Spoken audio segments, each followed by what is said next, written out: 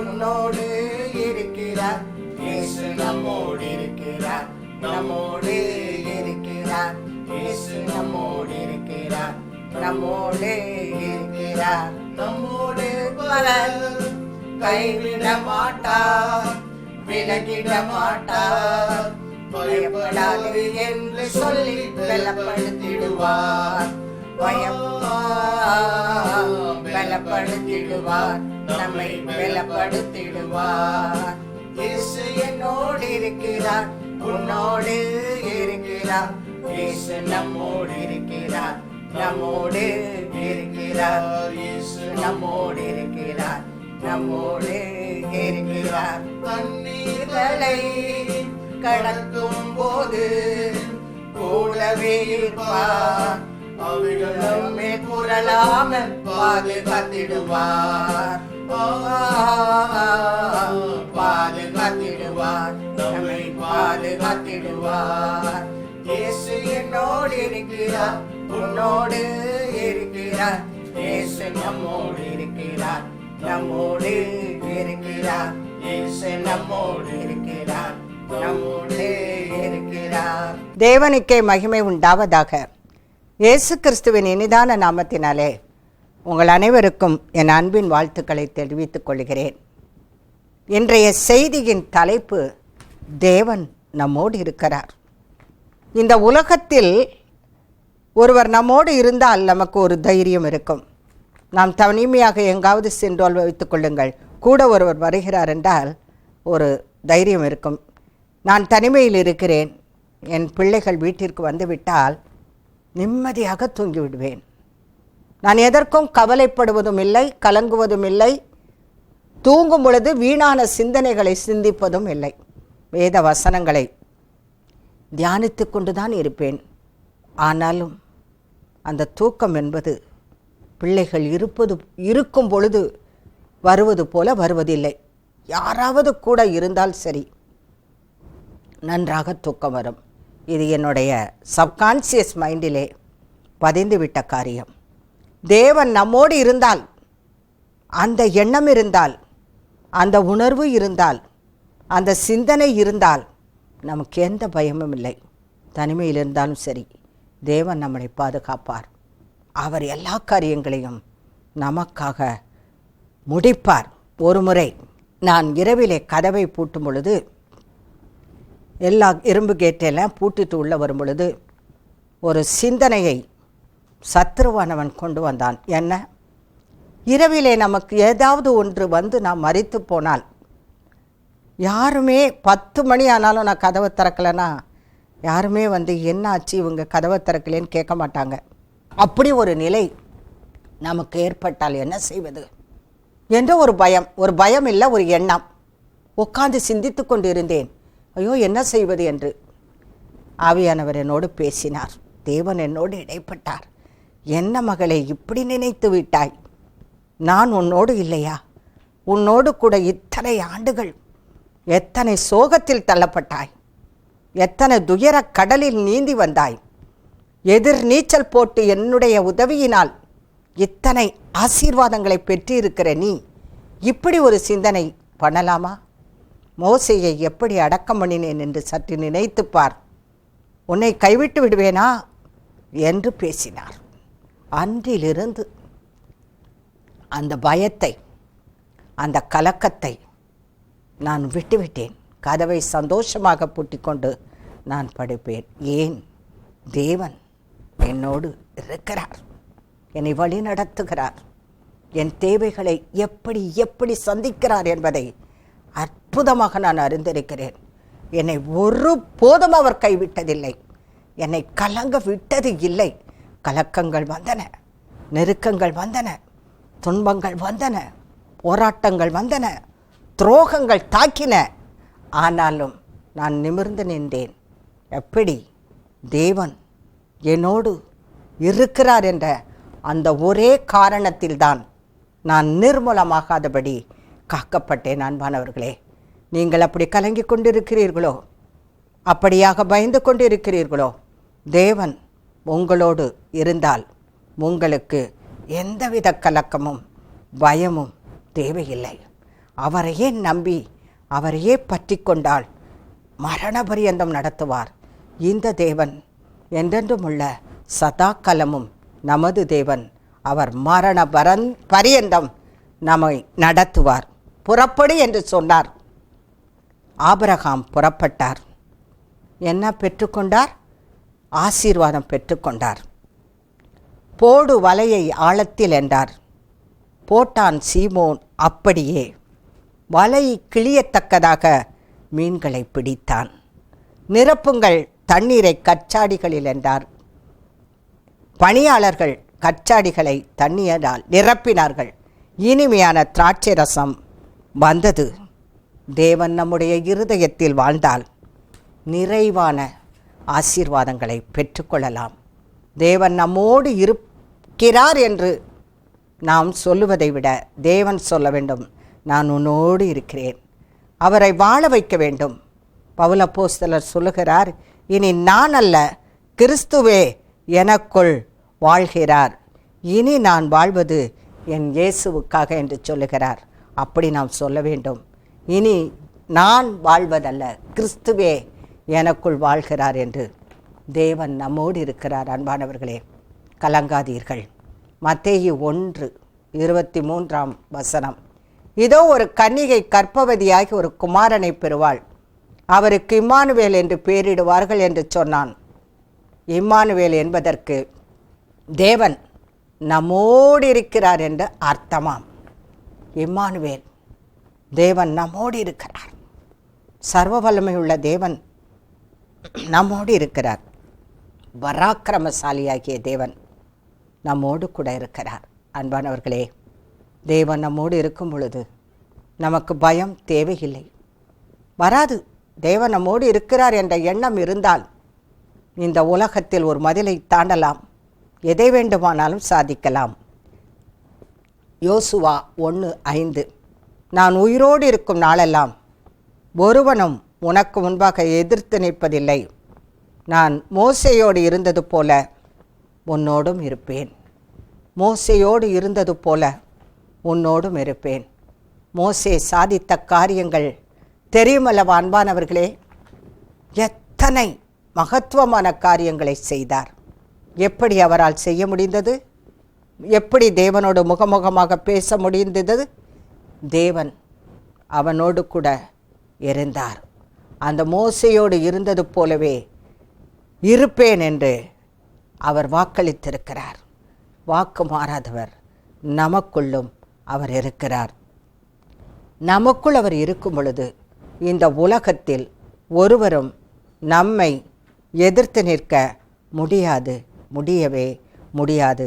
எதிர்த்து நிற்கிறவர்கள் தோன்றலாம், ஆனால் அவர்கள் தோற்று போவார்கள். நமக்கு எதிராக உருவாக்கப்படும் ஆயுதங்களும் வாய்க்காதே போகும். அன்பானவர்களே, கலங்காதீர்கள். தேவன் உங்களோடு கூட இருக்கிறார். மத்தேயு 28:20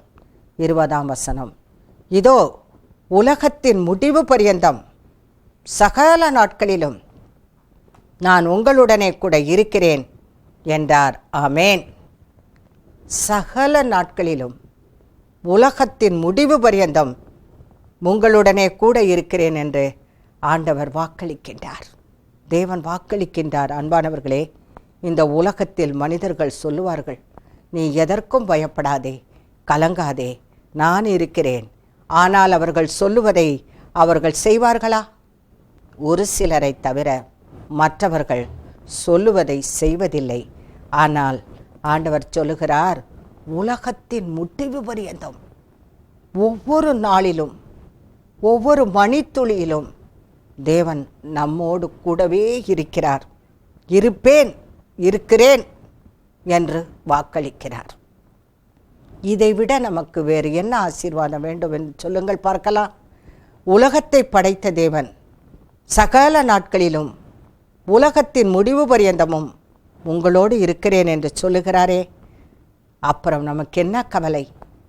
சர்வ அதிகாரம் படைத்த தேவன் உலகத்தின் முடிவு பரியந்தம் என்றால் நாம் உயிரோடு இருக்கும் நாளெல்லாம் தேவன் நம்மோடு கூட இருப்பார். அவர் வருகை பரியந்தம் நம்மோடு கூட இருப்பார். ஆகவே அன்பானவர்களே, தேவன் நம்மோடு கூட இருக்கிறபடியால் நீங்கள் எதற்கும் கவலைப்படவும் கலங்கவும் தேவையில்லை. ஆதியாகமம் 26ஆம் அதிகாரம் 24ஆம் வசனம். உன்னுடனே கூட இருந்து ஆபிரகாமின் நிமித்தம் உன்னை ஆசீர்வதித்து உன் சந்ததியை பெருக பண்ணுவேன் என்று கர்த்தர் ஈசாக்கிடம் வந்து சொல்லுகிறார். ஆபிரகாமின் நிமித்தம் நாமும் கூட ஆசீர்வதிக்கப்படுகிறோம். ஏனென்றால் நாம் ஆபிரகாமின் சந்ததியாக இருக்கிறோம். ஆபிரகாம் விசுவாசிகளின் தகப்பனாக இருக்கிறார்.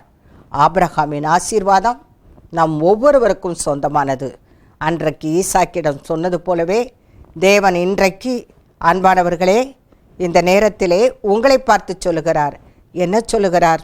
தேவன் அவன் சந்ததியை ஆசீர்வதித்தது போல, பெருக பண்ணினது போல உங்களையும் உங்கள் சந்ததியும் நான் ஆசீர்வதிப்பேன், பெருக பண்ணுவேன். இது தீர்க்க தரிசன வசனமாக கடந்து வருகிறது. அன்பானவர்களே, கவலைப்படாதீர்கள், தேவன் உங்களை ஆசீர்வதிப்பார். ஈசாக்கு இருந்த தேசத்திலே பஞ்சம் வந்தது. ஏசேக்கு என்னும் இடத்திலே ஒரு துறவை வெட்டினான். தண்ணீர் வந்தது. அங்கே உள்ள மேய்ப்பர்கள் அவனை துரத்தி விட்டனர். சித்தனா என்ற இடத்தில் அப்படியே செய்தார்கள். கடைசியில் ரெகபோத் என்ற இடத்தில் தண்ணீர் வந்த பொழுது அங்குள்ள மக்கள் எல்லோரும் ஈசாக்கோடு தேவன் இருக்கிறார் என்பதை நன்றாக தெரிந்து கொண்டார்கள். ஒரு மனிதனுக்குள் தேவன் இருக்கிறதை மற்றவர்கள் அறிந்து கொண்டால் அந்த மனிதனுக்கு கனமும் மகிமையும் தானாக வந்து சேரும். மற்ற மனிதர்கள் அவனை மதிப்பார்கள். ஏனென்றால் தேவன் ஒருவரோடு இருக்கும் பொழுது மதிப்பும் மரியாதையும் தானாக வரும். அதே அதிகாரம் 26-28 சொல்லப்பட்டிருக்கிறது. அதற்கு அவர்கள், நிச்சயமாகவே கர்த்தர் உம்மோடே கூட இருக்கிறார் என்று கண்டோம் என்று அறிக்கையிடுகிறார்கள். பார்த்தீர்களா? ஆண்டவர் வாக்களித்தவர், வாக்கு மாறாதவர். ஈசாக்கை எப்படி ஆசீர்வதித்தார்? அவன் விதை விதைத்தான், 100 மடங்கு ஆசீர்வாதத்தை பெற்றுக்கொண்டான். அன்பானவர்களே, இன்றைக்கு உங்கள் வாழ்க்கையில் ரெகபோத் வந்துவிட்டது. ஆதியாகமம் 28ஆம் அதிகாரம் 15ஆம் வசனம். நாம் கூட இருக்கிற கர்த்தர் என்ன செய்கிறார்? நம்மை பாதுகாக்கிறார், நம்மை காத்து நடத்துகிறார். நமக்கு என்ன செய்ய வேண்டுமோ அதை செய்து முடிக்கும் வரையிலும் அவர் நம்மை ஒருபோதும் கைவிடுவது இல்லை. ஆண்டவர் நம்மோடு கூட இருந்து என்ன பண்ணுகிறார்? நாம் இருக்கும் இடமெல்லாம் அவர் நமக்கு பாதுகாப்பு தந்து நமக்கு என்ன காரியங்களை செய்து முடிக்க வேண்டுமோ அதை செய்து முடித்து அவர் கைவிடாமல் நம்மை பாதுகாக்கின்றார். ஆதியாகமம் 39:23. கர்த்தர் அவனோட இருந்தபடியினாலும் அவன் எதை செய்தானோ அதை கர்த்தர் வாய்க்க பண்ணினபடியினாலும் அவன் வசமாயிருந்த யாதொன்றும் குறித்து சிறைச்சாலை தலைவன் விசாரிக்கவில்லை.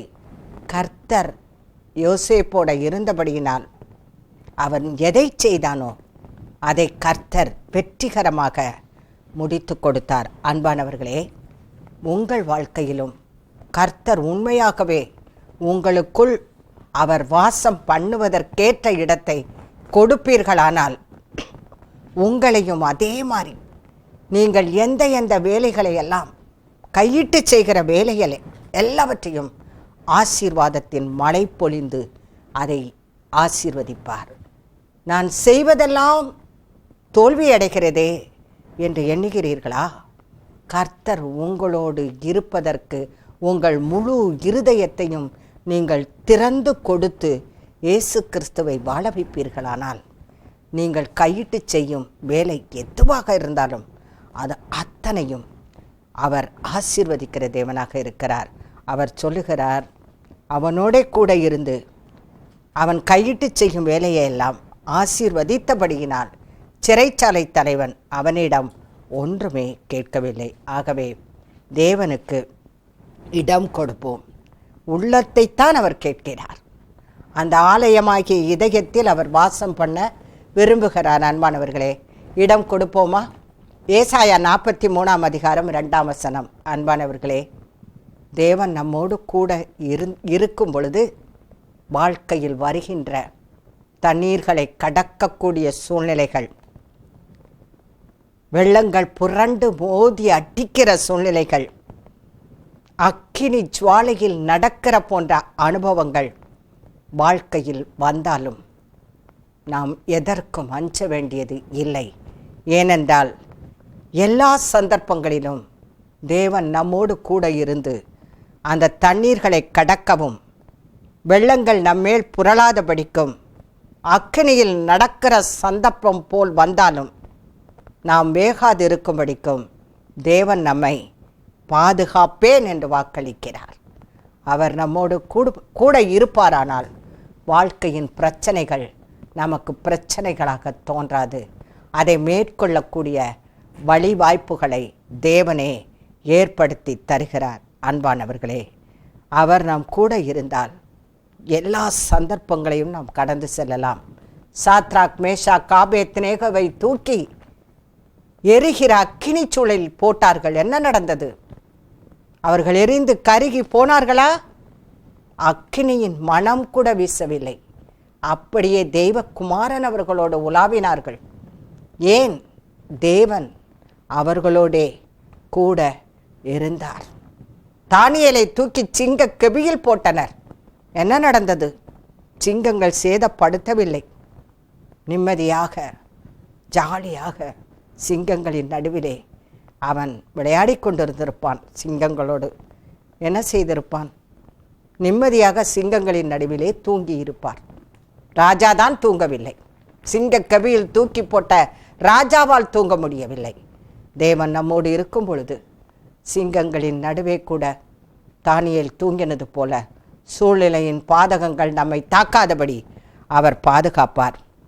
ஏசாயா 54:10 மலைகள் விலகினாலும் பர்வதங்கள் நிலை பெயர்ந்தாலும் என் கிருபை உன்னை விட்டு விலகாமலும் என் சமாதானத்தின் உடன்படிக்கை நினைப்பேறாமலும் இருக்கும் என்று உன்மேல் மனதுருகுகிற கர்த்தர் சொல்லுகிறார். மலைகள் விலகாது. அவைகள் விலகினாலும் பர்வதங்கள் நிலை பெயராது.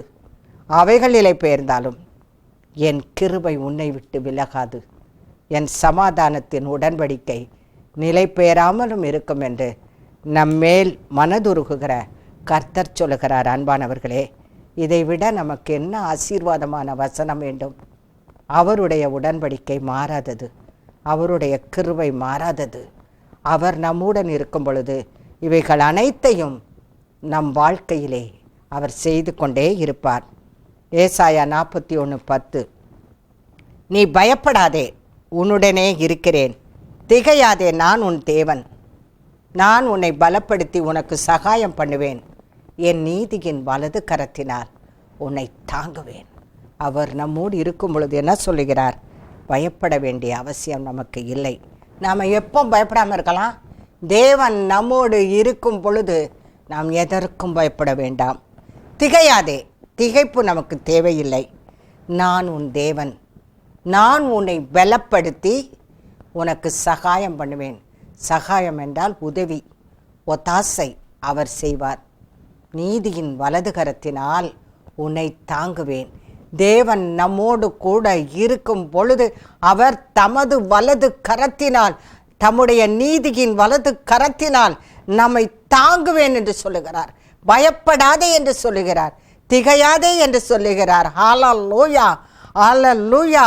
அவர் நம்மை தாங்குகிறார், தப்புவிக்கிறார். பயப்படாதே, திகையாதே, நான் உன் தேவன் என்று சொல்லுகிறார். அந்த தேவன் நம்மோடு கூட இருக்கும் பொழுது அன்பானவர்களே, எதற்கும் பயப்பட வேண்டாம், எதற்கும் கலங்க வேண்டாம். நம்மோடு இருக்கிற தேவன் அவருடைய பராக்கிரமம் நிறைந்த அந்த கைகளினால், ஆணிகள் பாய்ந்த அந்த கரங்களினால் நம்மை பாதுகாக்கிறவராக இருக்கிறார். எரேமியா 1:19 அவர்கள் உனக்கு விரோதமாக யுத்தம் பண்ணுவார்கள், ஆனாலும் உன்னை மேற்கொள்ள மாட்டார்கள். உன்னை ரட்சிக்கும்படிக்கு நான் உன்னுடனே இருக்கிறேன். நமக்கு எதிராக யுத்தம் பண்ண எத்தனை பேர் எழும்பி வந்தாலும் தேவன் நம்மோடு கூட இருக்கிறபடியால் அவர்களுக்கு எதிரிட்டு அவர் நம்மை ரட்சிக்கும்படி, நம்மை தப்புவிக்கும்படி அவர் நம்மோடு கூட இருக்கிறார். அவர் நமக்காக யுத்தம் பண்ணுகிறார். யுத்தத்திலே நமக்கு ஜெயத்தை பெற்று தருகிறார். நாம் செய்ய வேண்டுவது அவரை ஆராதித்து கொண்டு, துதித்து கொண்டு, வேத வசனங்களை வாசித்து கொண்டு, ஜெபித்து கொண்டு இருக்கும் பொழுது நமக்கு விரோதமாக வருகிறவர்களை அவர் யுத்தம் பண்ணி வெற்றி சிறக்கிறார். யுத்தம் கர்த்தருடையது, வெற்றி நம்முடையது. கொலோசையர் 1:27 புறஜாதிகளுக்குள்ளே விளங்கிய இந்த இரகசியமுள்ள மகிமையின் ஐஸ்வர்யம் இன்னதென்று தேவன் தம்முடைய பரிசுத்தவான்களுக்கு தெரியப்படுத்த சித்தமானார். கிறிஸ்துவானவர் மகிமையின் நம்பிக்கையாக உங்களுக்குள் இருப்பதே அந்த ரகசியம். மகிமையின் நம்பிக்கையாக தேவன் நமக்குள் இருக்கிறார். மகிமையின் தேவன் நமக்குள் இருக்கிறார். அது பெரிய ரகசியம். தேவன் நமக்குள் இருக்கிறதே அந்த மகிமையின் நம்பிக்கையின் ரகசியமாக இருக்கிறது. ஆகவே தேவன் நம்மோடு இருக்கும் அந்த ரகசியத்தை நாம் அறிந்து கொள்ள வேண்டும். சங்கீதம் 46:17 சேனைகளின் கர்த்தர் நம்மோடு இருக்கிறார். யாக்கோபின் தேவன் நமக்கு உயர்ந்த அடைக்கலமானவர். அன்பானவர்களே, யாக்கோபின் தேவன் நமக்கு உயர்ந்த அடைக்கலமானவர். நம்மோடு இருக்கிற தேவன் நமக்கு உயர்ந்த அடைக்கலமானவர். நம்மோடு கூட எத்தனை பேர் வேணுமானாலும் இருக்கலாம். ஓரளவுக்குத்தான் அவர்கள் பாதுகாப்பும் அடைக்கலமும் கொடுக்க முடியும். ஆனால் நம்மோடு இருக்கிற தேவன் நிரந்தரமாய் என்றென்றைக்கும் நம்மை உயர்ந்த அடைக்கலத்தில் வைக்கிற தேவனாக இருக்கிறார். தேவன் நம்மோடு இருக்கிறார். எவ்வளோ பெரிய ஸ்லாக்கியம் பாருங்கள். இந்த தேவன் என்றென்றும் உள்ள தேவன், அநாதி தேவன், நமது அடைக்கலம். அவர் நித்திய புயங்கள் நமக்கு ஆதாரம். அவர் நம்மோடு கூட இருக்கிறார். அவர் நம்மோடு கூட இருக்கிறார். அல்லேலூயா. ஜெபிப்போமா. அன்பு இரக்கமுள்ள நல்ல பிதாவே, ஆண்டவராக இயேசு கிறிஸ்துவே, எவ்வளவு பெரிய ஸ்லாக்கியத்தை எங்களுக்கு கொடுத்திருக்கிறீர். எவ்வளவு பெரிய பாக்கியத்தை எங்களுக்கு கொடுத்திருக்கிறீர். எங்கள் பொல்லாத உள்ளத்தில் நீர் வந்து வாசம் பண்ணி அதை ஆலயமாக மாற்றி இருக்கிறீர். ஆண்டவரே, நீர் எங்களுக்குள் வாசம் பண்ணும் பொழுது எங்களை பாதுகாக்கிறீர். பயப்படாதே என்று சொல்லுகிறீர், திகையாதே என்று சொல்லுகிறீர். தண்ணீர்களை கடந்தாலும், வெள்ளங்கள் மோதி அடித்தாலும், அக்கினியில் நடக்க நேர்ந்தாலும் நான் உன்னோடு கூட இருந்து உன்னை பாதுகாப்பேன் என்று எங்களுக்கு வாக்களித்திருக்கிறீர். எங்களோடு இருக்கிற தேவனாகிய நீர் எங்களுக்காக யுத்தம் பண்ணி ஜெயத்தை பெற்றுத் தருகிறீர், வெற்றியை பெற்றுத் தருகிறீர். எங்களுக்காக யுத்தம் பண்ணி வெற்றி பெற்று தருகிற தேவன் எங்களோடு இருக்கிறார். அப்படி இருக்கும் பொழுது எங்களுக்கு கவலையே வேண்டியதில்லை ஆண்டவரே. நாங்கள் பயப்படவில்லை ஆண்டவரே. உம்மையோடு கூட நாங்களும் நடைபோட உம்மை எங்கள் இதயத்திலே, ஒவ்வொருவருடைய இதயத்திலும் மகிமையான சிங்காசனத்தில் அமர்ந்திருக்கும்படி உமக்கு இடம் கொடுத்து நீர் எங்களோடு இருக்கிறீர் என்ற உணர்வோடு, சிந்தனையோடு ஒவ்வொரு நாளும் நாங்கள் வாழ்ந்து வெற்றி சிறக்க கிருபை செய்ய வேண்டும் என்று இயேசு கிறிஸ்துவின் மூலம் வேண்டிக் கொள்கிறேன். நல்ல பிதாவே, ஆமேன். தேவன் தாமே உங்களை ஆசீர்வதிப்பாராக. இந்த செய்தி உங்களுக்கு பலன் அளித்திருக்கும் என்று நம்புகிறேன். எங்களுக்கு எழுந்துங்கள், ஆசீர்வாதத்தை பெற்றுக்கொள்ளுங்கள். God bless you. ஆமேன். அல்லேலூயா.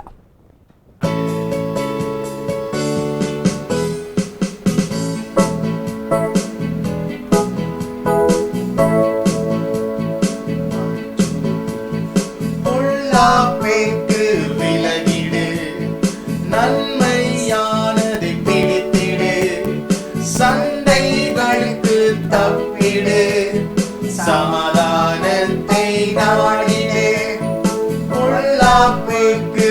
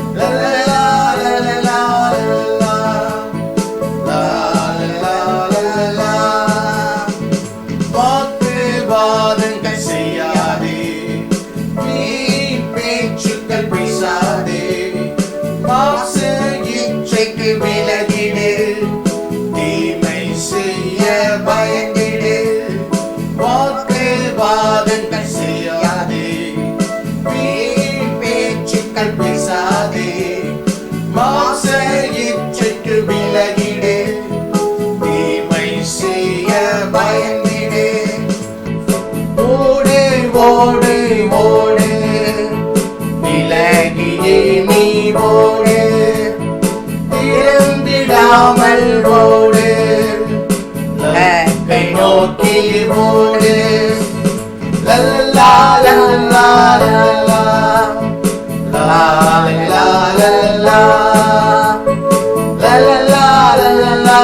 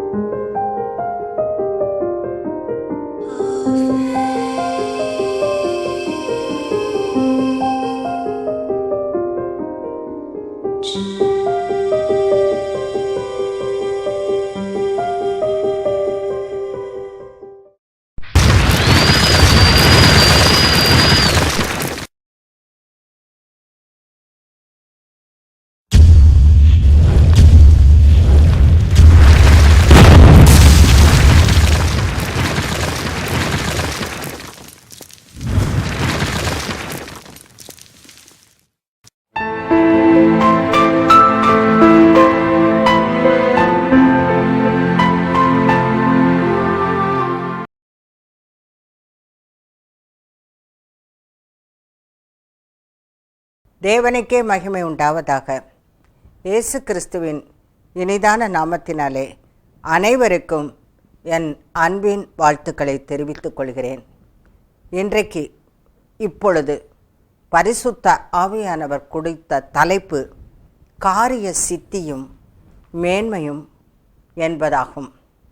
அன்பானவர்களே, காரிய சித்தி கர்த்தரால் வரும்.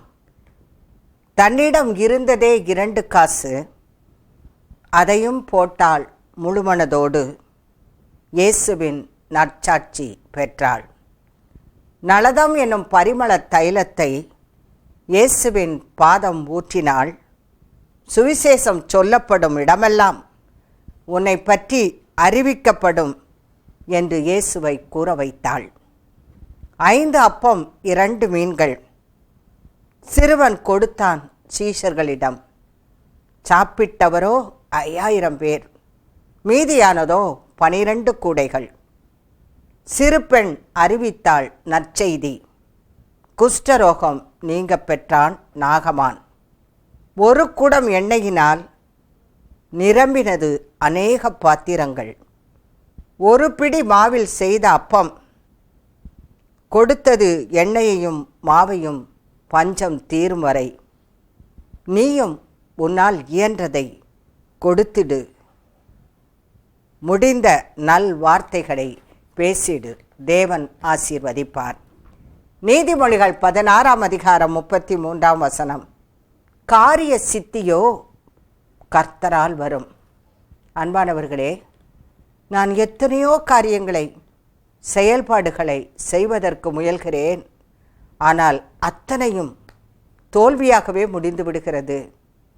ஜெயம் கிடைக்கவில்லை என்று வருந்துகிறீர்களோ? கர்த்தரை, நம் தேவனை முன்னாக வைத்து அவரிடத்தில் ஜெபித்து அவருடைய சித்தத்தை கேட்டு அவருடைய சத்தத்தை கேட்டு காரியங்களை செய்ய முற்பட்டோமானால் காரிய சித்தி கர்த்தரால் மட்டுமே வரும். கர்த்தரை நம்பி நாம் செய்யும் பொழுது நாம் செய்கிற காரியம் வெற்றி பெறும், நமக்கு மேன்மையும் கிட்டி வரும். தானியேல் 6ஆம் அதிகாரம் 27ஆம் வசனம் 28ஆம் வசனம். என் ராஜ்யத்தின் ஆளுகைக்குள் எங்கும் உள்ளவர்கள் யாவரும் தானியேலின் தேவனுக்கு முன்பாக நடுங்கி பயப்பட வேண்டுமென்று என்னாலே தீர்மானம் பண்ணப்படுகிறது. அவர் ஜீவனுள்ள தேவன், அவர் என்றைக்கும் நிலைத்திருக்கிறவர். அவருடைய ராஜ்யம் அழியாது, அவருடைய கர்த்தத்துவம் முடிவு பரியந்தமும் நிலை நிற்கும்.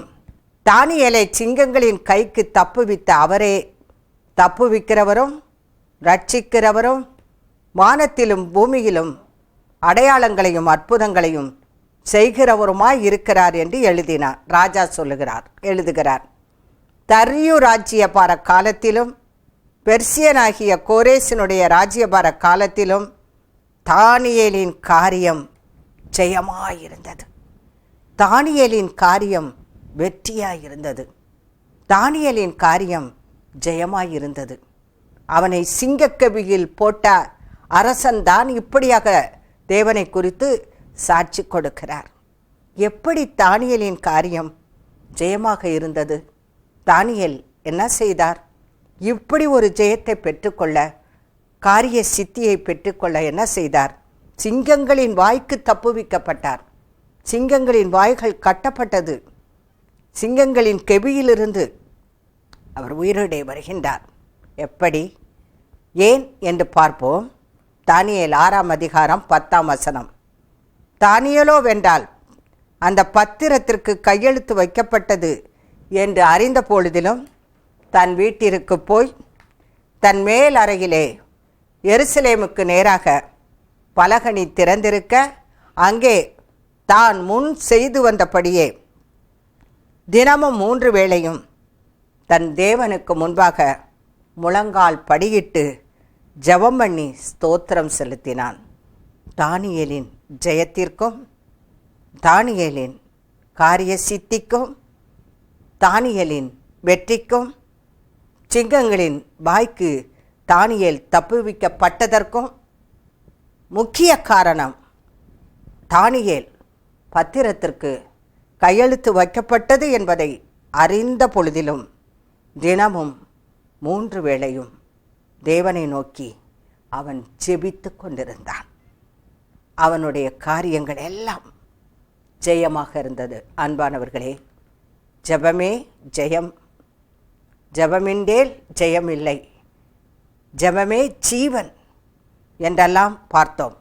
ஆகவே அன்பானவர்களே, நாம் ஜெபிக்கிற பிள்ளைகளாக இருந்தால், தேவனை துதிக்கிறவர்களாக இருந்தால், நாம் செய்கிற காரியத்தை தேவன் பார்ப்பார், ஜெயத்தை தருவார், வெற்றியை தருவார்.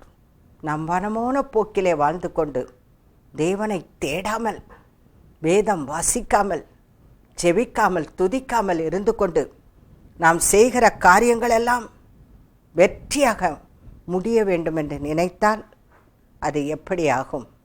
தானியேல் சிங்கங்களின் கைக்கு தப்புவிக்கப்பட்டதின் காரணமே அவனுடைய ஜெபத்தின் மூலமாக. தேவனுக்கு அவன் பயந்து நடந்தான், உண்மை உள்ளவனாக இருந்தான். அவனிடத்தில் பிரதானிகளால் ஒரு குற்றமும் கூட கண்டுபிடிக்க முடியவில்லை. அவ்வளவு ஒரு நேர்மையும் உண்மையும் குற்றமற்ற உத்தமமான செம்மையான வாழ்க்கை வாழ்ந்தபடியால் தானியேலின் காரியம் ஜெயமாக இருந்தது. நமக்கு காரியம் மற்றும் ஜெயமாக இருக்க வேண்டும் என்ற ஆசை இருக்கிறது. ஆனால் அதற்கு என்ன செய்ய வேண்டும் என்ற காரியங்களை செய்ய நமக்கு விருப்பமில்லை என்றால் நம் காரியங்கள் எப்படி ஜெயமாக இருக்க முடியும்? ஜெபிக்க வேண்டும். தானியேலின் மேன்மைக்கு காரணம் பாருங்க. தானியேலின் 6ஆம் அதிகாரம் 3ஆம் வசனம்.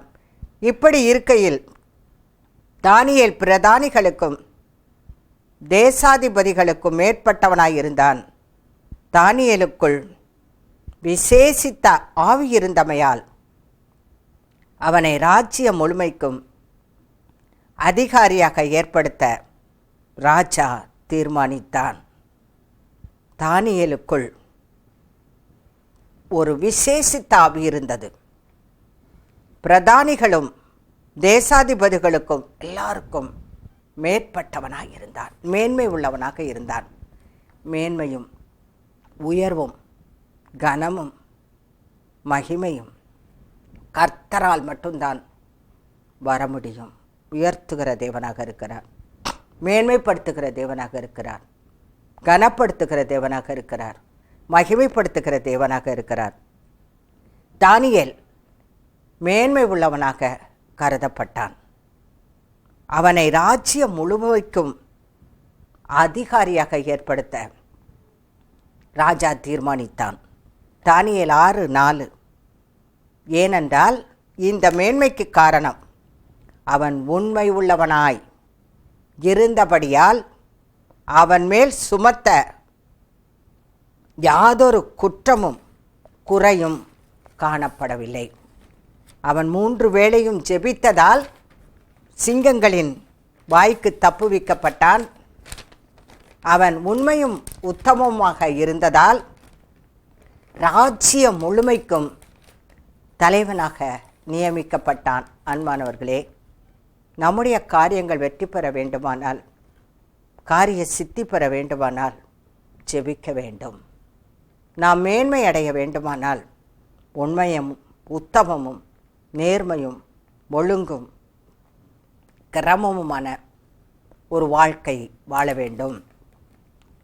2 நாளாகமம் 31 அதிகாரம் 20 எசேக்கியாவை பற்றி பார்ப்போம். இந்த பிரகாரமாக எசேக்கியா யூதாவெங்கும் நடப்பித்து தன் தேவனாகிய கர்த்தருக்கு முன்பாக நன்மையும் உண்மையும் செம்மையுமானதை செய்தான். அவன் தேவனுடைய ஆலயத்தின் வேலையிலும் தன் தேவனை தேடும்படிக்கு நியாய பிரமாணத்திற்கும் அடுத்த காரியத்திலும் என்ன செய்யத் தொடங்கினானோ அதையெல்லாம் தன் முழு இருதயத்தோடும் செய்து சித்தி பெற்றான். தேவனுடைய காரியத்திலும் அவன் என்ன செய்யத் தொடங்கினானோ அந்த காரியங்கள் எல்லாவற்றையும் முழு மனதோடு விருப்பத்தோடு வாஞ்சையோடு தேவனுக்கு அடுத்த காரியங்களில் முழு இருதயத்தோடு எசேக்கியா செய்தபடியால் அவன் சித்தி பெற்றான், காரிய சித்தி பெற்றான். காரிய சித்தி கர்த்தரால் வரும். எப்பொழுது வரும்? அவருக்கு நம்மை அர்ப்பணிக்கும் பொழுது வரும். அது மட்டுமல்ல, எங்கும் யூதேயா தேசம் எங்கும் தன் தேவனாகிய கர்த்தருக்கு முன்பாக நன்மையும் உண்மையும் செம்மையுமானதை எசேக்கியா செய்ததால், அவன் முழு இருதயத்தோடும் செய்ததால் சித்தி பெற்றான். அன்பானவர்களே, தேவனுக்கு அடுத்த காரியத்தில், தேவனுக்காக நாம் இந்த கடைசி காலகட்டத்தில், வருகையின் காலகட்டத்தில் வாழ்ந்து கொண்டிருக்கிற நாம் எதையாகிலும் செய்ய வேண்டும்.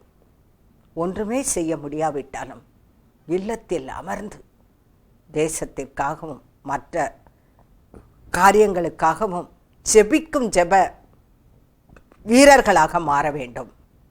அப்பொழுது நம்முடைய காரியம் சித்தி பெறும். எசேக்கியாவின் மேன்மைக்கு காரணம் 2 ராஜாக்கள் 32:23. அநேகம் பேர் கர்த்தருக்கென்று எருசலேமுக்கு காணிக்கைகளையும் யூதாவின் ராஜாவுக்கு உச்சிதங்களையும் கொண்டு வந்தார்கள். அவன் அதற்கு பின் மேன்மைப்பட்டவனாக இருந்தான். எசேக்கியா மேன்மைப்பட்டவனாக இருந்தான். காரணம் 2 ராஜாக்கள் 18:5. அவன் இஸ்ரவேலின் தேவன் மேல் வைத்த நம்பிக்கையிலே அவனுக்கு பின்னும் அவனுக்கு முன்னும் இருந்த யூதாவின் ராஜாக்களில் எல்லாம் அவனைப் போல ஒருவனும் இருந்ததில்லை. என்ன இந்த மேன்மைக்கு காரணம் என்ன? எசேக்கியா தன் முழு இருதயத்தோடும் தேவனை நம்பினான். தன் முழு இருதயத்தோடும் தேவனுக்கு அடுத்த காரியங்களை செய்தான். நன்மையும் உண்மையும் செம்மையுமானவனாக இருந்தான். அதனால் அவன் மேன்மையடைந்தான், காரிய சித்திப்பட்டான். அடுத்தது தாவீது ராஜா. அன்பானவர்களே, நாம் எடுக்கிற காரியங்களில் வெற்றி பெற வேண்டும் என்ற ஆசை இருக்கிறது அல்லவா? எல்லா காரியத்திலும் ஜெயம் வேண்டும் என்றால் ஒரு தானியலை போல ஜெபிக்க வேண்டும், குற்றமற்றவர்களாக காணப்பட வேண்டும், உண்மையும் செம்மையுமான வாழ்க்கை வாழ வேண்டும், தேவனுக்கு அடுத்த காரியங்களை முழு இருதயத்தோடு செய்ய வேண்டும். அப்பொழுது நாம் செய்கிற காரியங்களிலெல்லாம் வெற்றி பெற முடியும். நம்மை உயர்த்துகிற தேவன் நம்மை உயர்த்துவார். தாவீதை பாருங்கள், 2 ராஜாக்கள் 3:1. தாவீது வர வர பலத்தான், வர வர பலனடைந்து கொண்டே சென்றான். பலப்படுத்துகிறது யார்? நம்மை தேவன் பலப்படுத்துகிறார். என்னை பலப்படுத்துகிற கிறிஸ்துவினாலே எல்லாவற்றையும் செய்ய முடியும் என்று நாம் இப்பொழுது சொல்லிக்கொள்ளலாம். இயேசு கிறிஸ்துவின் நாமம், இயேசு கிறிஸ்துவின் ரத்தம், இயேசு கிறிஸ்துவின் வார்த்தை நமக்கு கொடுக்கப்பட்டிருக்கிறபடியால் தாவீதே வர வர பலத்தான் என்றால் நாம் இயேசு கிறிஸ்துவின் பலத்தினால், பரிசுத்த ஆவியானவருடைய பலத்தினால் எவ்வளவு பலமுள்ளவர்களாக இருக்க வேண்டும். தாவீது ராஜா வர வர பலத்தான். 2 சாமுவேல் 5:10. தாவீது நாளுக்கு நாள் விருத்தி அடைந்தான். தாவீது ராஜா விருத்தி அடைகின்றான், பெருக்கமடைகின்றான். எப்படி? தாவீது தேவன் மீது வைத்த அந்த துதியின் ஆராதனையிலும் அதிகமாக தன் நேரத்தை செலவிட்டபடியால் அவன் நாளுக்கு நாள் பலனடைந்தான், நாளுக்கு நாள் விருத்தி அடைந்தான். 1 சாமுவேல் 18:4. தாவீது தன் செய்கைகளிலெல்லாம் புத்திமானாய் நடந்தான், கர்த்தர் அவனோட கூட இருந்தார். 5. அவன் மகா புத்திமானாய் நடக்கிறதை சவுல் கண்டு அவனுக்கு பயந்திருந்தான். 16. இஸ்ரவேலுக்கும் யூதா ஜனங்களுமாகிய யாவரும் தாவீதை சிநேகித்தார்கள். பாருங்க, எவ்வளவு அருமையாய் தாவீது பலப்பட்டதற்கு காரணம், புத்தியாய் நடந்ததற்கு காரணம், கர்த்தர் அவனோட கூட இருந்தார். அவன் மகா புத்திமானாய் நடந்து கொண்டான். அதை கண்டு சவுல் பயந்தான். இஸ்ரவேலரும் யூதா ஜனங்கள் யாவரும் தாவீதை சிநேகித்தார்கள். ஒரு மனிதனை யாவரும் சிநேகிக்க வேண்டுமானால் அவனுக்குள் ஏதோ ஒரு விசேஷம் இருக்க வேண்டும். அது என்ன விசேஷம்? கர்த்தர் தாவீதோடு இருந்தார். ஏனென்றால் நாம் சங்கீதத்தில் பார்க்கிறோம், 1 சங்கீதம் 2 வசனத்திலிருந்து, கர்த்தருடைய வேதத்தில் பிரியமாயிருந்து இரவும் பகலும் அவருடைய வேதத்தை தியானிக்கிற மனுஷன் பாக்கியவான். அவன் நீர்க்கால்களின் ஓரமாய் நடப்பட்டு தன் காலத்தில் தன் கனியை தந்து இலை உதிராதிருக்கிற மரத்தை போலிருப்பான். அவன் செய்வதெல்லாம் வாய்க்கும். அன்பானவர்களே, நாம் செய்வது எல்லாம் ஒன்று விடாமல் வாய்க்க வேண்டுமா? செய்வதிலெல்லாம் வெற்றி பெற வேண்டுமா? செய்கிற காரியங்களிலெல்லாம் ஜெயம் பெற வேண்டுமா? கர்த்தருடைய வேதத்திலே இரவும் பகலும் தியானமாய் இருக்கிற மனுஷன் பாக்கியவான். அவன்தான் செய்வதெல்லாம் வாய்ப்பை பெறுகிறான். அதை போலவே நாமும் இரவும் பகலும் தியானமாய் இருக்காவிட்டாலும் வேத தியானத்திற்கென்று சில மணி நேரங்கள் ஒதுக்கி வேதத்தை வாசித்து அதை தியானித்து பரிசுத்த ஆவியானவருடைய உதவியோடு கூட அவைகளையெல்லாம் பற்றி கொண்டு இருதயத்தில் பதித்து வைத்து அந்த வசனத்தின்படி வாழ்க்கை பாதையை அமைத்து கொண்டால், அன்பானவர்களே, நீங்கள் செய்வதெல்லாம் வெற்றி பெறும். நீங்கள் எடுக்கும் காரியங்களிலெல்லாம் ஜெயத்தை பெற்றுக்கொள்ள முடியும். அன்பானவர்களே, ஆண்டவரிடத்தில் பெறுவதை மட்டும் நாம் இதை பெற்றுக்கொள்ளலாம், அதை பெற்றுக்கொள்ளலாம் என்று ஆசிக்கிறோம் அல்லவா? அதற்கு நாம் என்ன செய்ய வேண்டும் என்பதை பார்த்து அந்த காரியங்களையெல்லாம் நாம் சரிவர செய்து வந்தோம். ஆனால் எளிதாக தேவனுடைய கரத்திலிருந்து ஆசீர்வாதங்களை சுலபமாக பெற்றுக்கொள்ளலாம். அதில் ஒன்றுதான் தாவீது செய்ததென்ன? இரவும் பகலும் நாள் முழுதும் தேவனை தியானித்து கொண்டிருந்தான். எப்பொழுதும் துதித்து கொண்டிருந்தார். எப்பொழுதும் இனிமையாக பாடல்களை பாடிக்கொண்டிருந்தார். அதுதான் அவர் வெற்றியின் ரகசியம். நாம் வெற்றி பெற வேண்டுமானால் தேவனை துதிக்க வேண்டும், தேவனை பாட வேண்டும், ஜெபிக்க வேண்டும். அன்பானவர்களே, நீங்கள் எடுக்கும் காரியங்களில் வெற்றி பெற வேண்டுமானால் துதித்து ஜெபித்து ஆராதித்து செய்து பாருங்களேன், வெற்றி உங்களை வந்து சேரும். யோசுவா 4:14. அந்நாளிலே கர்த்தர் யோசுவாவை சகல இஸ்ரவேலின் கண்களுக்கு முன்பாக மேன்மைப்படுத்தினார். அவர்கள் மோசேக்கு பயந்திருந்தது போல் அவனுக்கும் அவன் உயிரோடு இருந்த நாளெல்லாம் பயந்திருந்தார்கள். பாருங்க, மோசேக்கு பின் யார் வந்தது? யோசுவா. அந்த யோசுவாவையும் இஸ்ரவேல் மக்கள் எப்படி ஒரு மோசேயை மதித்தார்களோ அதை போலவே யோசுவாவையும் மதித்தார்கள். அவன் உயிரோடு இருந்த நாளெல்லாமே இஸ்ரவேல் மக்கள் யோசுவாவுக்கு பயந்திருந்தார்கள். முதல் அதிகாரத்தில் சொல்லப்பட்டிருக்கிறது, மோசேயோடு இருந்தது போல் உன்னோடும் இருப்பேன் என்று. பின்னாடி அதிகாரத்தில் பார்த்தால் யோசுவா முதிர் வயது உள்ளவனாகிறான். எல்லாரையும் கூப்பிட்டு உட்கார வைத்து அறிவுரை சொல்லுகிறான். கர்த்தரையே சேவிப்போம், நானும் என் வீட்டாரோம் என்றால் கர்த்தரையே சேவிப்போம், நாமும் கூட கர்த்தரை சேவிக்க கடமைப்பட்டிருக்கிறோம் என்று அவர்களுக்கு படிப்படியாக அறிவுரை வழங்குகிறான். அதுவரையிலும் மோசேயோடு இருந்தது போல தேவன் யோசுவாவோடு இருந்தார். அவன் செய்த காரியங்கள் எல்லாம் வாய்க்க பண்ணினார். முதிர் வயது வரை இஸ்ரவேல் மக்கள் அவனை நேசித்தார்கள். காரணம் பார்ப்போமா? யாத்ராகமம் 33 அதிகாரம் 11 வசனத்தின் கடைசி பகுதி. யோசுவா என்னும் அவனுடைய பணிவிடைக்காரனாகிய வாலிபன் ஆசரிப்பு கூடாரத்தை விட்டு பிரியாதிருந்தான். யோசுவா வாலிபனாக இருந்த காலத்தில் என்ன செய்தார் தெரியுமா? ஆசரிப்பு கூடாரத்திலேயே தேவனை ஆராதித்து கொண்டிருந்தார். அதை விட்டு ஆசரிப்பு கூடாரத்தை விட்டு அவர் பிரியவே இல்லை. தேவ சமூகத்தில் விழுந்து கிடந்தார். தேவனையே நினைத்து கொண்டிருந்தார். வாலிபன் ஆனாலும் கூட என்ன செய்தார்? அவர் ஆசரிப்பு கூடாரத்தில் இருந்தார். யோசுவா 11:15 கர்த்தர் தாமே தாசனாகிய மோசேக்கு எப்படி கட்டளையிட்டிருந்தாரோ அப்படியே மோசே யோசுவாவுக்கு கட்டளையிட்டிருந்தான். அப்படியே யோசுவா செய்தான். மோசே என்ன செய்ய சொன்னாரோ அப்படியே யார் செய்தது? யோசுவா செய்தான். இயேசு நமக்கு அநேக காரியங்களை செய்யும்படியாக எழுதி வைத்து சென்றிருக்கிறார்.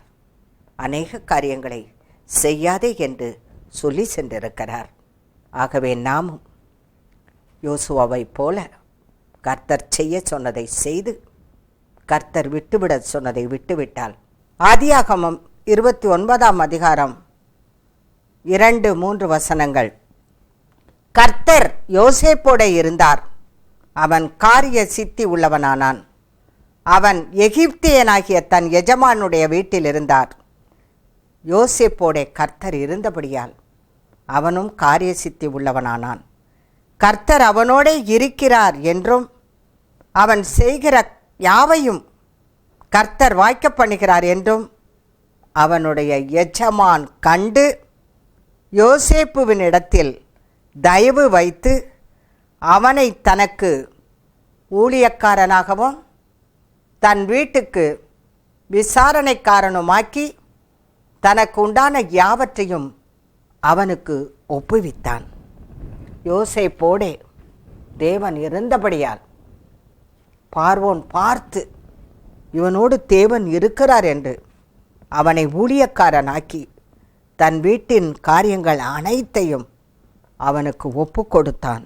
ஏனென்றால் அவன் காரிய சித்தி பெற்றவனாக இருந்தான். யோசேப்பினுடைய மேன்மைக்கு காரணம், அவன் வாலிபனாக இருந்த பொழுதும் அவன் தேவனுக்கு பயந்து தேவனுக்கு கீழ்ப்படிந்து அவன் பாவம் செய்வதற்கு மிகவும் பயந்து, இப்படிப்பட்ட பாவத்தை, தேவனுக்கு விரோதமான பாவத்தை நான் எப்படி செய்ய முடியும் என்று சொல்லி அவன் செய்யாமல் இருந்தான். அதனால் யோசேப்பு வெற்றி பெற்றான். அன்பானவர்களே, துணிகரமான பாவம் செய்வதற்கு நாம் அஞ்சி தேவனுக்கு கீழ்ப்படிந்து பயபக்தியோடு ஜபத்தோடு இரவும் பகலும் வேத தியானத்தோடு குற்றமற்றவர்களாய் உண்மையும் செம்மையும் நன்மையுமானவர்களாய் வாழும் பொழுது நம்முடைய வாழ்க்கையில் செய்கிற காரியங்கள் எல்லாம் வெற்றி பெறும், நாமும் ஒரு ஜெயமுள்ள வாழ்க்கை வாழ்ந்து ஆண்டவருக்காக காரியங்களை சாதிக்கலாம். ஜெபிப்போமா? அன்பும் இரக்கமுள்ள நல்ல பிதாவே, ஆண்டவராகிய இயேசு கிறிஸ்துவே, காரிய சித்தியும் மேன்மையும் உயர்வும் கனமும் மகிமையும் உம்மாலே அன்றி வேறு யாராலும் வருவதில்லை. ஆண்டவரே, மனிதர்கள் மேன்மைப்படுத்தினாலும் உம்முடைய தயவினால் தான் செய்கிறார்கள். ஆண்டவரே, அப்படிப்பட்ட ஒரு சத்தியத்தை இந்த நாளிலே எங்களுக்கு நீர் சொல்லி தந்திருக்கிறீர். ஆண்டவரே, இரவும் பகலும் வேதத்தில் தியானமாய் இருந்து உண்மையும் நன்மையும் செம்மையுமானதை செய்து துணிகரமான பாவங்களுக்கு விலக்கி குற்றமற்றவர்களாய், உண்மை உள்ளவர்களாய், நேர்மை உள்ளவர்களாய், ஒழுக்கத்தோடு வாழ்ந்து உம்மிடத்திலிருந்து காரியங்களை வெற்றி பெற்றவர்களாக, ஜெய வீரர்களாக, மேன்மை பெற்றவர்களாக, உயர்வை பெற்றவர்களாக வாழ்வதற்கு நீர் அனுக்கிரகம் செய்ய வேண்டும் என்று இயேசு கிறிஸ்துவின் மூலம் வேண்டிக் கொள்கிறேன் நல்ல பிதாவே, ஆமேன். இந்த செய்தி உங்களுக்கு பலனளித்திருக்கும் என்று நிச்சயமாக நம்புகிறேன். எங்களுக்கு தெரியப்படுத்துங்கள். ஆவியானவர் தந்த பாடலை பாடுகிறோம், கேளுங்கள். தேவன் தாமே உங்களை ஆசீர்வதிப்பாராக. அல்லேலூயா, ஆமேன். காரிய சித்தியோ கர்த்தரால் வந்திடும், கர்த்தரால் வந்திடும். இரவும் பகலுமே வேதத்தை தியானித்தால் செய்வதெல்லாம் வாய்க்கும். காரிய சித்தியோ கர்த்தரால் வந்திடும், கர்த்தரால் வந்திடும். இரவும் பகலுமே வேதத்தை தியானித்தால் செய்வதெல்லாம் வாய்க்கும். அல்லேலூயா, அல்லேலூயா, அல்லேலூயா, ஆமென். அல்லேலூயா, அல்லேலூயா, அல்லேலூயா, ஆமென். தாவீதோடே கர்த்தர் இருந்தார், புத்திமானானார். யோசேப்போடே கர்த்தர் இருந்தார், காரிய சித்தி அடைந்தார். தாவீதோடே கர்த்தர் இருந்தார், புத்திமானானார். யோசேப்போடே கர்த்தர் இருந்தார், காரிய சித்தி அடைந்தார். அல்லேலூயா, அல்லேலூயா, அல்லேலூயா, ஆமென். அல்லேலூயா, அல்லேலூயா, அல்லேலூயா, ஆமென். மூன்று வேளையும் தானியேல் ஜெபித்தார், சிங்கங்களில் போட்டனர். சிங்கங்கள் ஒன்றுமே செய்யவில்லை, ஜாலியாக தூங்கினார். மூன்று வேளையும் தானியேல் ஜெபித்தார், சிங்கங்களில் போட்டனர். சிங்கங்கள் ஒன்றுமே செய்யவில்லை, ஜாலியாக தூங்கினார். அல்லேலூயா, அல்லேலூயா, அல்லேலூயா, ஆமென். அல்லேலூயா, அல்லேலூயா, அல்லேலூயா.